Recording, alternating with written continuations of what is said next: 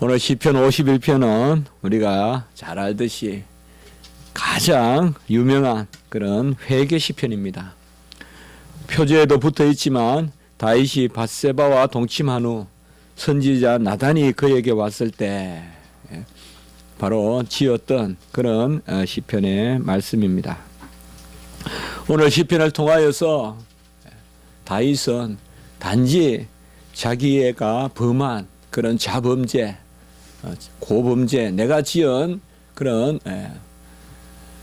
밧세바를 범하고 또 그의 남편을 아주 야비하게 전장에 보내서 죽게까지 하는 살인죄를 범하고 간음죄를 범하는 이러한 자기 죄에 대한 회개와 또 그것의 사함을 구하는 그 수준을 넘어서서 원죄를 바라보고 내가 본래 모태에서 죄 가운데 잉태했습니다 라고 하면서 그 자범죄를 넘어서서 본질적인 우리 인간의 중심이 얼마나 죄에 물들어 있는가 그것을 보고 또 나아가서 마지막 부분에서는 보면 이러한 회개의 움직임이 또 회개의 역사와 바람이 예루살렘과 시온에까지 이르게 해달라고 하는 어떻게 보면 단지 개인적인 회개 시편이라기보다 국가적 교회적 회개 시편이고 또 내가 범한 그런 자범죄의 회개를 넘어서서 원죄까지 나아가는 바로 그런 시편이 오늘 회개의 시편이라고 하겠습니다. 우리가 죄 가운데 살고 여전히 육체의 소욕이 남아있고 라고 한다면 어떻게 보면 가장 아름다운 시심은 회개라고도 하겠습니다. 우리가 죄가 많고 더러운 게 많고 이렇다면 가장 아름다운 노래는 회개의 노래가 아닐까라는 그런 생각을 한번 해봤습니다. 더러운 물은 어떤 물보라를 일으키고 물결을 일으켜서 아름다운 게 아니라 깨끗해질 때 더러운 물이 창일할 때 얼마나 흉합니까? 그러나 그 물이 깨끗해질 때 고요하더라도 깨끗할 때 그때 물이 아름다운 것이죠. 세상의 시인들을 한번 생각해 봤습니다. 물론 우리 윤동주 또 시인도 있죠. 자아상이라는 그런 회개하고 또 정말 입시에 있는 바람에도 그런 아주 감수성, 어떤 죄를 짓지 않아야 되겠다는 어떤 젊을 때의 그런 어떤 감수성, 물론 기독교적 감수성이죠. 분명히 믿음의 어떤 그런 우리의 선배였습니다. 그러나 주로 세상의 시들은 자연의 아름다움을 노래하거나 아니면 인생의 어떤 아름다움 혹은 많은 어떤 그런 우여곡절이 있지만은 그래도 뭔가 인간이 그것을 넘어서는 그런 것들을 많이 노래하지. 제가 쭉 이렇게 둘러봐도 생각을 해봐도 과연 회개에 관한 시가 얼마나 많은가. 뭐 그 생각을 한번 해보게 되더라고요. 사실 세상의 시들은 대체로 나를 정하게 하고 깨끗하게 하는 그런 노래보다는 더러운 내 모습을 오히려 출렁이는 그런 노래들이 많지 않은가. 나를 깨끗해야 호수같이 아름다운데 그냥 흙탕물로 놔두고 그걸 가지고 물결을 만들고 물보라를 만들어서 가장하고 물보라는 하얗게 보이니까 마치 흰물 같지만은 우리가 분수의 물보라는 참 아름답고 하얗지만은 그 밑에 물이 보면 썩어 있단 말이죠. 그런 것들이 바로 세상의 모습인데 세상은 그 썩은 물을 깨끗하게 하기보다는 물보라만 일으켜서 아름다움 가장을 하는 그런 시들이 많지 않은가. 오늘 이 시편은 정말 다윗이 천천히요 만만히요 정말 사울은 천천히라면 다윗은 만만이고 기름 부음을 받고 아름다운 시를 쓰고 정말로 하나님의 택함 받은 어떻게 보면 가장 정결하고 거룩하게 삶을 살아야 되고 누구에게라도 모범이 되는 어떻게 보면 다윗은 이런 삶에 익숙했을 것입니다. 예배의 삶에 익숙했고 율법의 삶에 익숙했을 것입니다. 그가 그런데 밧세바를 보고는 이제 하나님이 전쟁도 이기게 하시고 모든 것을 갖추어 주셨어요. 통일 국가를 이루어 주셨어요. 완전한 통일 국가를 이루어 주셨어요. 그런데 밧세바를 보고는 이제 마음이 유혹을 받고 그 밧세바를 간음하고 그리고는 그의 남편 우리아까지 죽여버리는, 아마 오늘 이 시편에서 보면 다윗은, 제가 칼빈의 주석을 보니까 그런 내용들이 나오더라고요. 이런 게 이제 칼빈의 주석이 참 세밀하다는 건데, 다윗은 아마 범죄 후에도 제사를 드렸을 것이다. 우리의 모습을 보라. 우리가 죄를 지어도 예배를 드리지 않는가. 그 불안한 마음이 얼마나 크겠는가. 죄 가운데서 여전히 하나님 앞에 나아오는 그런 마음 가운데서 나단 선지자의 책망을 받았을 때 다윗은 내 죄를 안다 하면서 고백했다. 정말 평범한 주석 같아도 정말 제 마음에 와닿더라고요.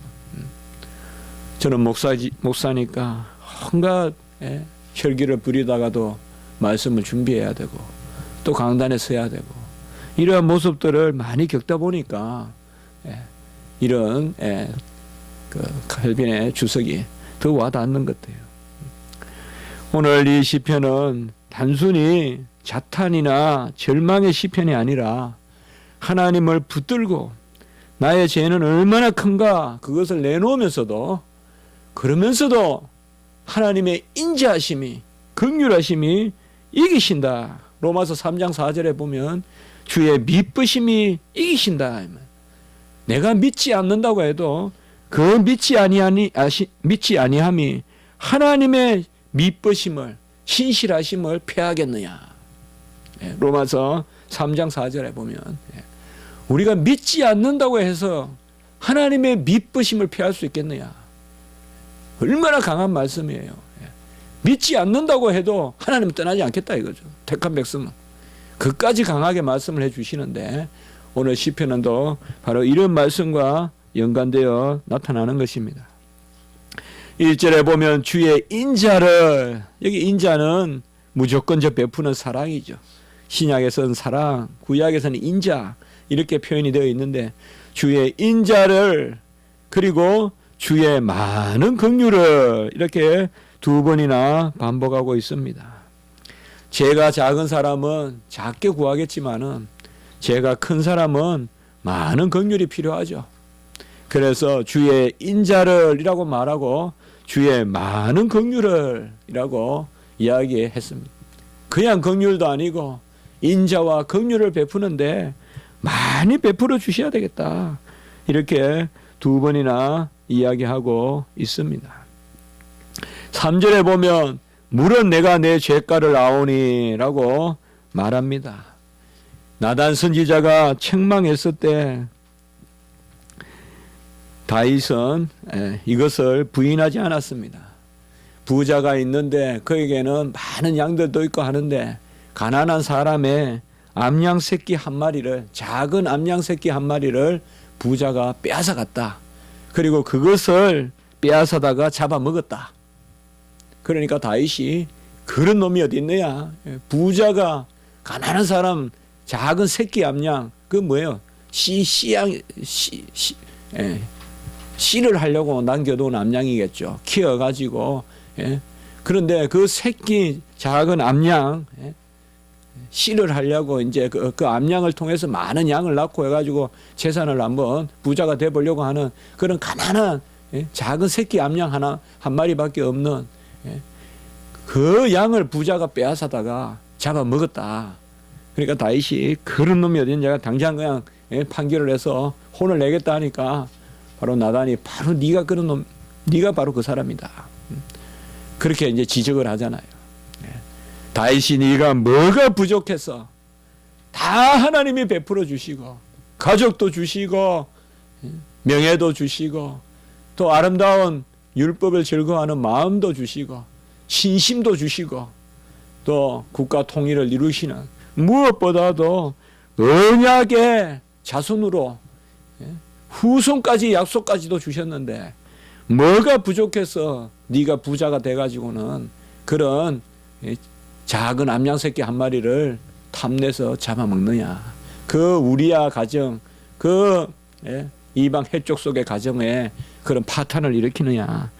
그렇게 말하니까 사무엘하 12장 13절에 보면 다윗은 내가 여호와께 죄를 범하였노라 라고 이렇게 정확하게 자기 죄를 고백합니다. 다윗 앞에, 나단 앞에서.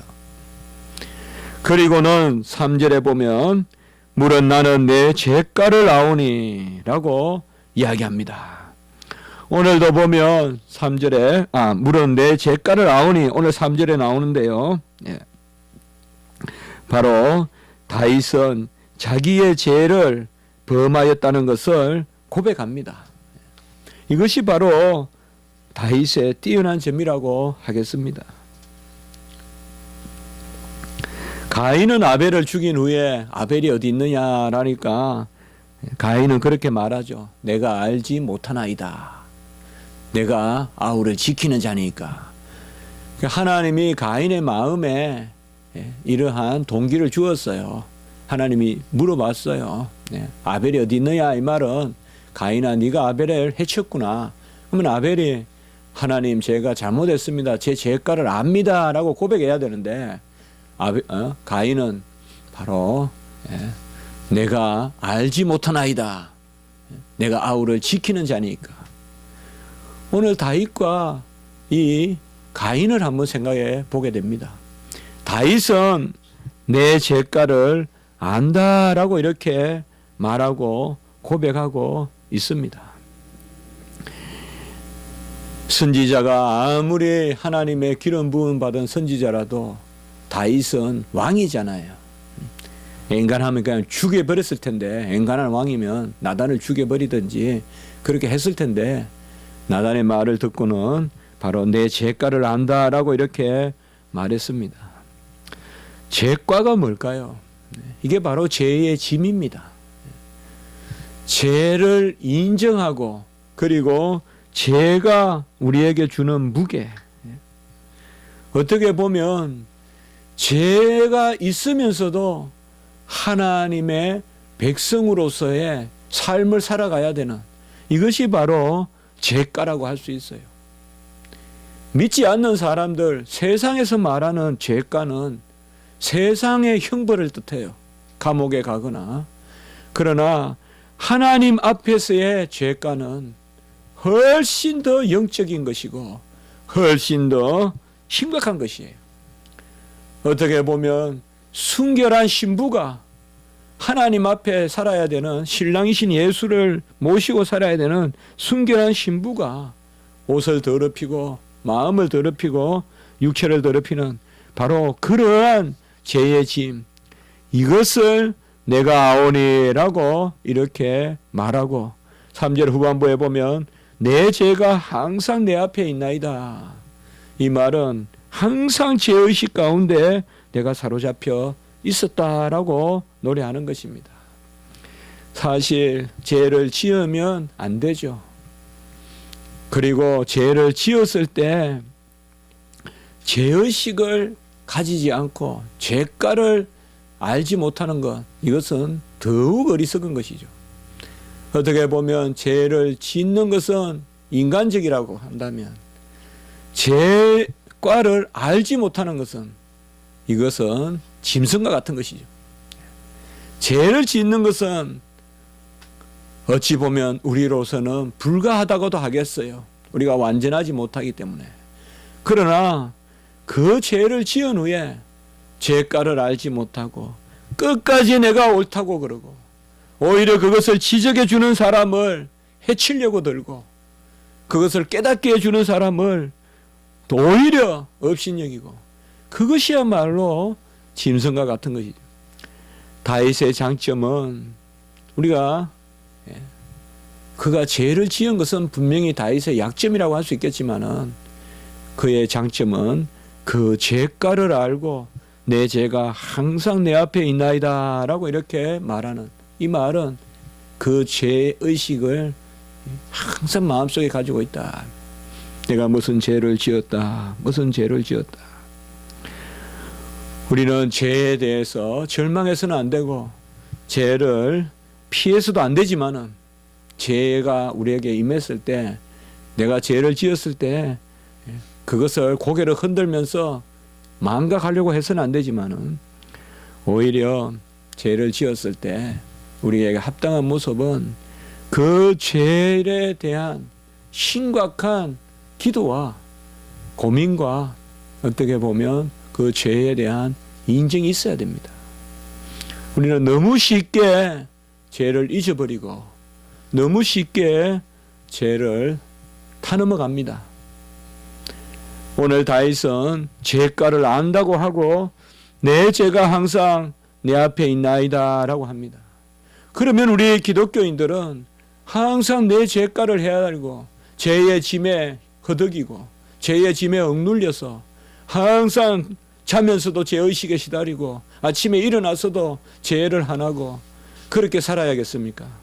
바로 오늘 4절에 보면 이제 4절 이후에 이러한 죄에 대한 민감한 마음을 가지되 어떤 조건에서 바로 주님이 죄를 사하신다는 그 믿음 가운데서 죄를 우리 가운데 깊이 새기라는 것입니다.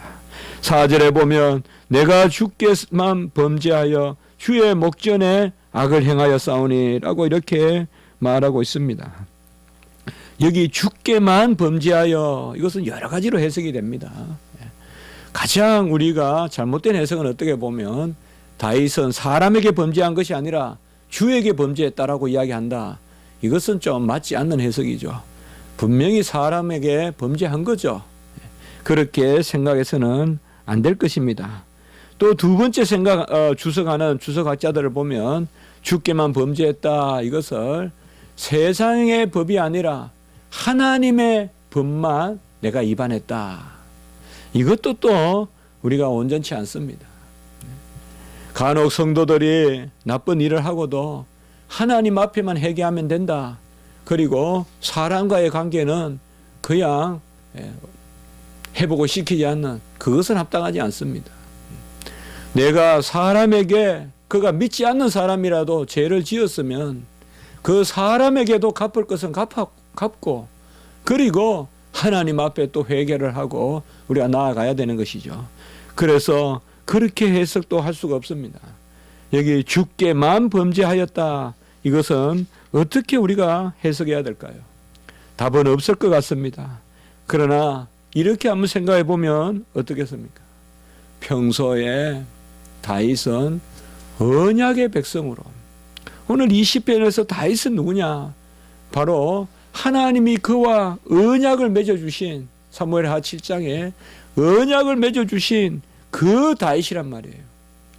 그러니까 하나님과의 약속 가운데서 모든 인생의 의미를 생각하고 하나님과의 약속을 지키는 것을 의로 여기고 그로부터 떠나는 것을 죄로 여기는 그 하나님 중심의 삶.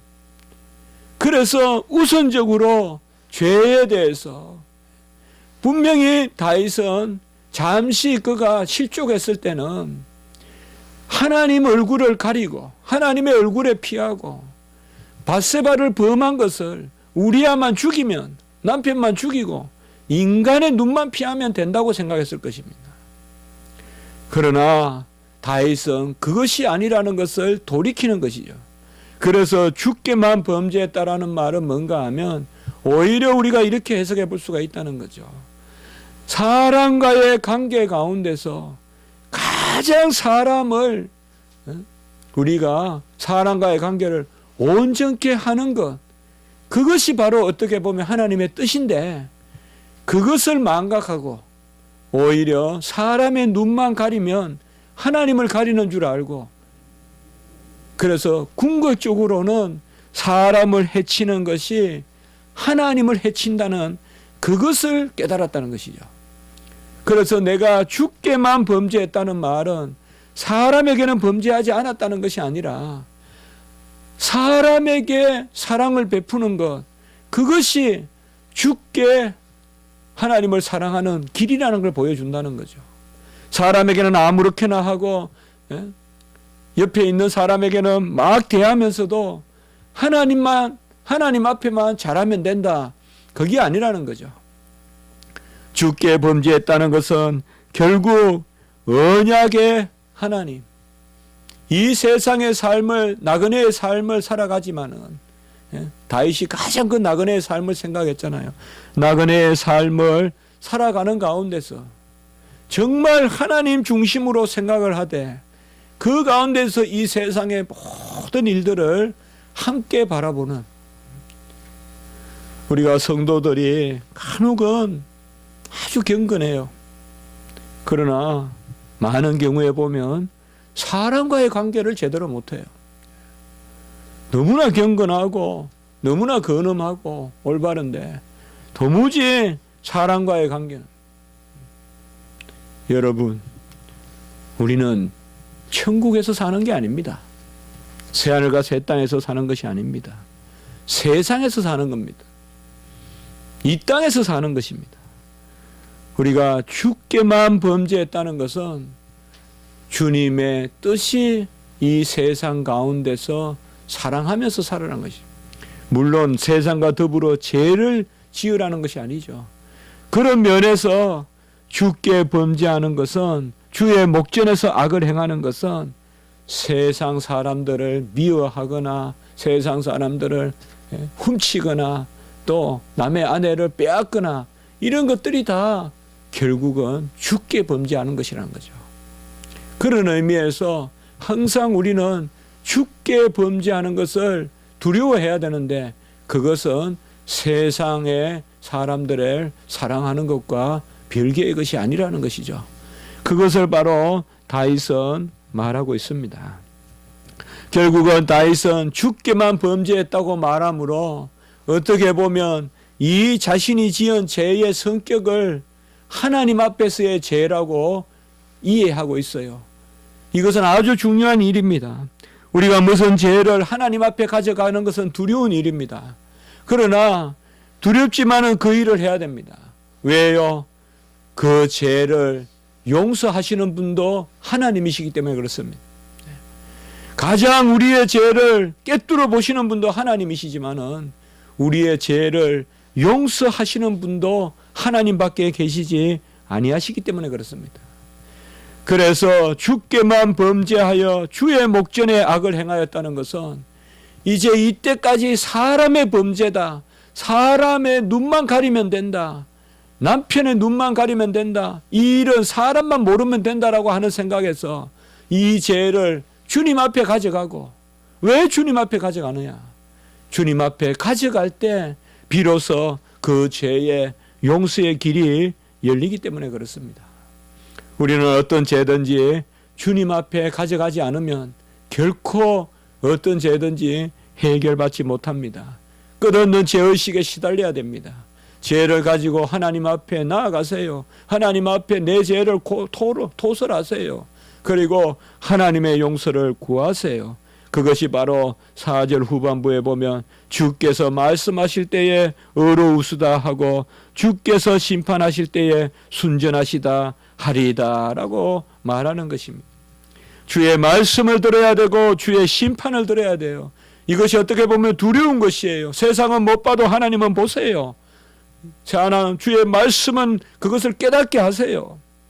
세상의 법이 아니에요. 사람의 말이 아니에요. 주님의 말씀에 비추어 봐야 돼요. 주님의 말씀에 죄가 되면 죄인 거예요. 세상은 괜찮다 해도 하나님의 십계명을 비추어 보고 주님의 말씀, 주께서 말씀하실 때, 주께서 심판하실 때, 그러나 여기 보세요. 주께서 말씀하시고 주께서 심판하실 때 오히려 죄인들을 의롭다 하시고 순전하시다 하리이다 라고 이렇게 말씀하고 계시는 것입니다. 여기에서 우리가 귀한 진리를 깨닫게 됩니다. 하나님께 내 죄를 가져가는 것이 가장 어떻게 보면 힘든 일이고, 내 모든 중심까지 보시는 하나님 앞에 내 죄를 내어놓는 것이 가장 어려운 일인 것 같아도 그 길이 곧 의로운 길이요, 그 길이 곧 순전해지는 길이다 이 말이에요.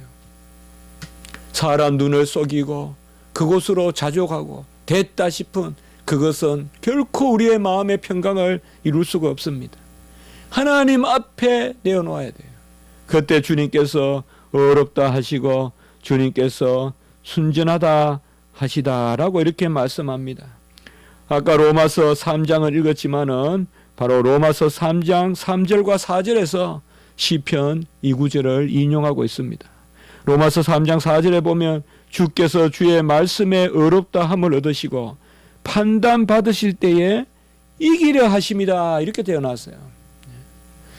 여기 구절하고 조금 다르죠. 여기에 보면 순전하시다 하리이다 했는데 로마서 3장 4절에는 이기려 하심이라.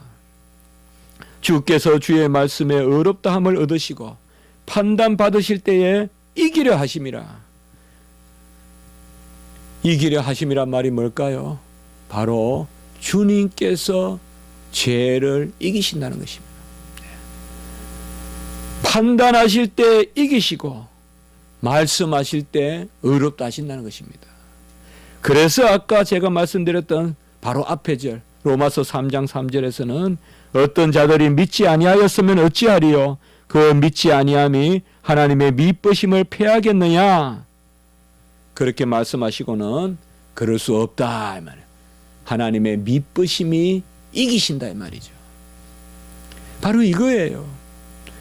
우리는 죄가 있고 우리는 허물이 있고 다윗보다도 훨씬 더한 죄도 지을 수 있겠지만은 살다가 그러면 안 되지만은 그러나 하나님의 말씀에 비추고 하나님의 심판자 아래로 그 죄를 가져가면 주께서 그 미쁘심으로 이겨주신단 말이에요. 주님의 미쁘심은 신실하심이 우리의 믿음 없음도 우리의 허물도 우리의 죄악도 주님께서는 이기신다는 거예요. 무엇으로? 나의 미쁨, 우리는 미쁨이 없을지라도 라고 이야기했잖아요. 디모데 후서에서 우리는 미쁨이 없잖아요. 그러나 주는 항상 미쁘시니 미쁘신 주님께서 이기시리라. 같이 합니다. 신실하신 주님께서 이기신다. 이기십니다. 내 죄를 내가 이기는 게 아니에요. 주님이 이기신단 말이에요. 그것을 믿고 우리는 나아가야 돼요. 주님의 심판이 있고 주님의 말씀이 그 앞에 내 모습이 드러날 때 너무 부끄럽고 너무 쓰라리지만 그러나 우리가 그 죄로부터 해방될 길은 이 길밖에 없어요. 그래서 심판이 위로가 되는 것입니다. 주의 심판도 위로가 되는 것입니다. 오늘 이렇게 이 사건을 바라보는 다윗의 마음. 다윗은 남의 아내를 겁탈하고 그 남편을 죽이고 그러나 그 죄를 이제 하나님 앞에 가져가는 사람의 눈을 썩여보려고 했어. 내 어떤 치부, 내 경력, 내가 살아왔던 어떤 그런 히스토리 사람 눈 가리지 마세요 여러분들. 안 돼요. 그것으로 회복될 수 없어요. 아무리 숨겨도 회복될 수 없어요. 하나님 앞에 내어놓으세요. 그때 내 안에 평강이 있어요. 하나님 앞에 내어놓으면 내가 이기는 것이 아니라 하나님이 이겨주세요. 내 죄도 하나님의 미쁘심으로 이기심이라. 우리가 믿지 않는다고 해서 미쁘심을 패하겠느냐? 아무리 우리가 연약해도 패할 수 없어요. 아들이 아무리 농티를 쳐도 아무리 자녀가 힘들게 해도 부모의 사랑을 이길 수 없어요. 아들이 아무리 힘들게 해도 부모의 미쁨을 패할 수가 없어요. 이러한 다윗의 마음은 이제 이 믿음 가운데서 한 단계 더 나가는 것입니다.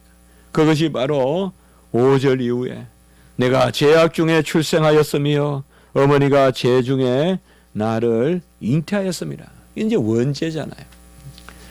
내가 이미 모태에서부터 죄를 가지고 났다. 이 원죄까지 나아갑니다. 다윗은 이러한 나의 죄가 어디서 왔을꼬? 나는 그래도 하나님 앞에 착한 줄 알았고 나는 시편을 나는 시를 읊조리고 정말 내가 살아왔던 거 죄 없이 살아왔는데 어찌 내가 이런 범죄를 범했던고? 정말 꿈과 같이 범죄를 범했구나. 내가 왜 그렇게 유혹을 받아서 범죄를 범했던고? 그것을 헤아려 보니까 다른 원인이 없더라 이 말이에요. 우리 인생이 타고나면서부터 더럽더라 이 말이에요. 어떤 내가 뭐 빼앗아도 아니고 내가 어떤 무슨 사건이 있어서가 아니라 모태에서부터 내 죄가 있구나, 원죄가 있구나 이 말이에요. 어머니 모태에서부터 죄로 잉태하고 그리고 그 죄 가운데 출생하였구나, 내 원죄까지 내어놓는 것입니다. 여러분, 내가 지은 죄는 저울 위에 올릴 수 있지만 원죄는 저울 위에 올릴 수 없습니다. 다 똑같습니다. 우리는 다 원죄의 흔적이 있습니다.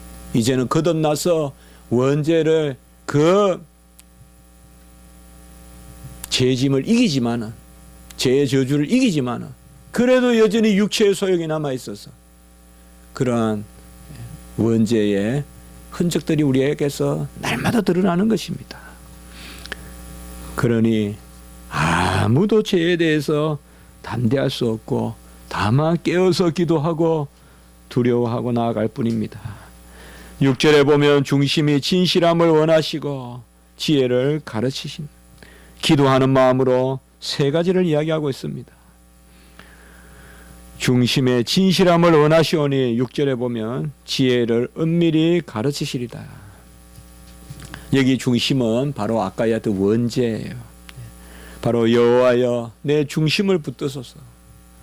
다윗이 사무엘에게 기름 부음 받았을 때 하나님은 중심을 보신다라고 이야기했잖아요. 하나님은 다윗의 중심을 보고 다윗을 선택했다고 했는데 바로 중심의 진실함을 원하시고 지혜를 은밀히 가르치신다. 여기 지혜는 지식이 아니에요. 세상의 지식이 아니라 하나님이 주시는 생명의 길이에요. 내 중심을, 진실함을 보시고 생명의 길을 가르치시라. 너무 세상 지식으로 슬퍼하거나 힘들어하지 마십시오. 하나님이 주신 지혜가 있어야 잘 사는 것이지 세상의 지식으로는 그것만 가지고는 많은 경우 실족의 도구가 될 수도 있습니다. 중심의 진실함을 원하시고, 그리고 두 번째는 보면 바로 정한 마음을 창조하시고 10절에 보면 내 안에 정직한 영을 새롭게 해달라라고 이렇게 말씀하고 있습니다. 정한 마음을, 그 다음 단어가 저는 중요하다고 생각해요. 창조하시고. 정한 마음은 깨끗한 마음이라고도 할 수 있고 또한 정한 마음이라고도 할 수 있어요. 딱 내가 정했다 이 말이죠. 나는 이렇게 가겠다. 나는 바알이 아니라 여호와로 정했다. 모든 사람들이 바알을 쫓아도 나는 여호와다. 그렇게도 볼 수 있고 원어에 보면 정결하다. 그렇게도 볼 수 있어요. 우리 한자에는 보면 우리 성경에 정할 때 정할 정자를 쓰는데 정결한 마음을 창조하시고, 저는 회개의 창조적 권능이다라고 많이 학생들에게 가르칩니다. 회개에는 창조적 권능이 있다.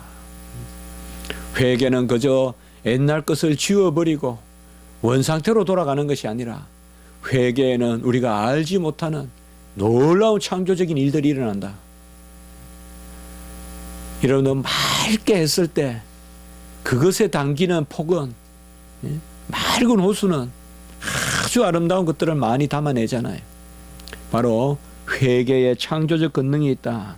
여기도 보면 정결한 마음, 정한 마음을 주시는데, 그리고 정직한 영을 새롭게 해달라고 이렇게 말씀하고 있습니다.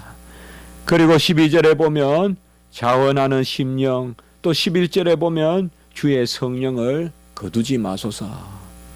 그래서 근본적으로 다윗은 본질적인 문제로 돌아가는 거예요. 우리는 이렇게 기도해야 돼요, 여러분들. 하나님이 모든 것을 막아주셔서 내 마음에 더러운 마음 생기지 말게 해달라고 해주시고 내 마음에 탐욕 없게 해달라고 해주시고 근본적인 기도를 드려야 돼요, 여러분들. 아예 욕심 안 생기게 해달라고 기도해야 돼요.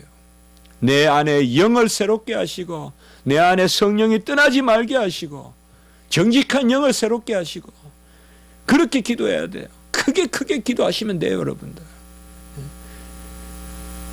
매일 우리 안에 탐욕이 생겨요. 크게 기도하세요. 탐욕을 없이 해 주십시오. 아예 욕심이 생기지 말게 해 주십시오. 우설초로 나를 정결하게 해 주십시오. 7절에 우설초는 바로 문둥병자가 정결함을 표현할 때 새의 피를 묻혀서 그냥 뿌리는 거잖아요. 바로 예수 그리스도의 피, 그 피로 나를 정결하게 해 주시옵소서. 그리고 12절에 같이 합시다. 구원의 즐거움, 주의 구원의 즐거움. 그리고 후반부에 보면 자원하는 심령. 회개는 그저 죄를 지었는데 죄 없게 해주세요, 요거에서 끝나는 게 아니에요. 즐거움으로 나아가는 거예요. 그리고 자원하는 심령으로 주의 도를 13절에 가르치고, 그리고 15절에 보면 찬송하고 전파하고. 회개에 놀라운 권능이 나타나는 거예요. 회개는 반성문 쓰는 게 아니에요. 하나님은 절대 제로 상태로 안 가요. 하나님의 일은 마이너스에서 플러스로 바로 올라가요. 회개하면 이전과 같아지는 것이 아니라 이전보다 더 나아져요. 구원의 즐거움이 있고 바로 하나님의 말씀에 도를 전하고 찬양하는 입술이 되는 거예요. 그러니 죄를 지어서는 안 되지만은 죄를 지었다고 낭망하지 말고 하나님 앞에 내놓으란 말이에요. 그러면 주가 어렵다 하시고 주님의 신실하심이 이겨주시고 우리 마음에는 알지 못하는 영의 역사로 기쁨이 넘치고 찬미하고 주의 도를 전하는 그 놀라운 일이 일어나는 것입니다. 16절 17절 보시면 바로 결론적으로 깨달음이 있는 것이죠. 주는 제사를 기뻐하는 것이 아니라 상한 심령을 기뻐하시고 17절에 상하고 통회하는 마음을 멸시하지 아니하시리라. 잘 기억합시다. 우리 마음이 상합니까? 애통합니까? 내가 이거밖에 안 돼. 내 모습이 이거밖에 안 돼. 나는 정말 왜 이럴까? 나는 왜 이렇게밖에 될 수 없을까? 그것을 하나님은 오히려 사랑하신다는 거예요. 상한 심령을 받기를 원하시고 상하고 통회하는 마음을 멸시하지 아니하시리라 라고 이렇게 이야기하고 있습니다. 뻔뻔한 다윗이겠습니까? 저는 한때 시편 51편을 읽으면서 뻔뻔한 다윗이라고 생각했는데 아닙니다. 정말 겸손한 다윗입니다. 우리가 하나님 앞에 어떻게 보면 우리의 모습입니다. 이것은 뻔뻔한 것이 아니라 고백인 것입니다. 하나님은 내 죄조차도 내 상한 심령조차도 멸시하지 아니하시고 제사보다 제물보다 오히려 내 상한 심령을 원하십니다. 지금 어렵고 힘든 일이 있습니까?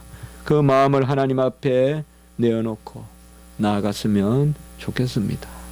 죄를 그냥 두지 마십시오.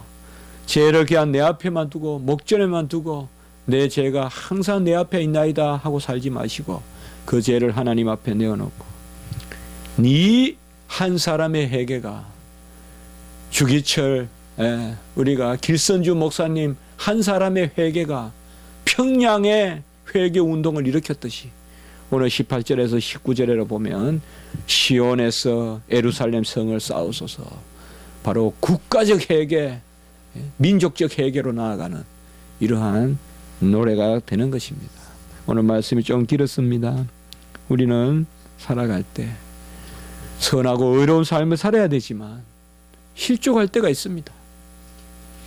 그때도 절대 낭망하지 마시고 내가 왜 이럴까에 머물지 마시고 하나님께 나아가시면 하나님이 우리를 위로해 주시고 찬미가 되게 하시고 정한 마음을 창조하시사 없는 걸 만들어 줍니다. 같이 합시다. 회개의 창조적 권능. 회개에는 창조적 역사가 있습니다. 회개할 때는 우리가 모르는 뭔가 큰 일이 일어납니다. 그것을 믿고 하나님 앞에 죄를 내어놓고 연약함을 내어놨으면 좋겠습니다. 기도드리겠습니다. 거룩하고 자비로우신 하나님 아버지, 우리가 다윗이 되었다면 어찌했겠습니까? 우리는 나단 선지자를 미워하고 책망하고 죽이려고 하지 않았겠습니까? 다윗이 죄를 지은 것은 잘못했으되 그러나 내가 내 죄를 알았도다 라고 하면서 다윗의 책망을 받아들이고 기도하는 모습을 통하여 우리가 죄를 지었을 때 하나님 앞에 나아가서 그 죄를 내어놓고 하나님이 어렵다 하시고 하나님의 미쁘심으로 이기신다는 그 로마서 3장 3절 4절의 말씀을 우리가 기억하면서 나아가게 하시니 감사합니다. 하나님께 모든 것을 맡기게 하시고 회개할 때 놀라운 창조적 역사가 일어나고 찬미의 입술이 회복된다는 것을 기억하게 하시고 모든 것을 하나님 은혜 가운데 살게 하시고 부족하고 실족하는 일이 있더라도 그때조차도 즉시 감사하는 심령으로 하나님 앞에 나아갈 수 있는 저희들이 되게 주시옵소서. 예수 그리스도 이름으로 기도드리옵나이다. 아멘.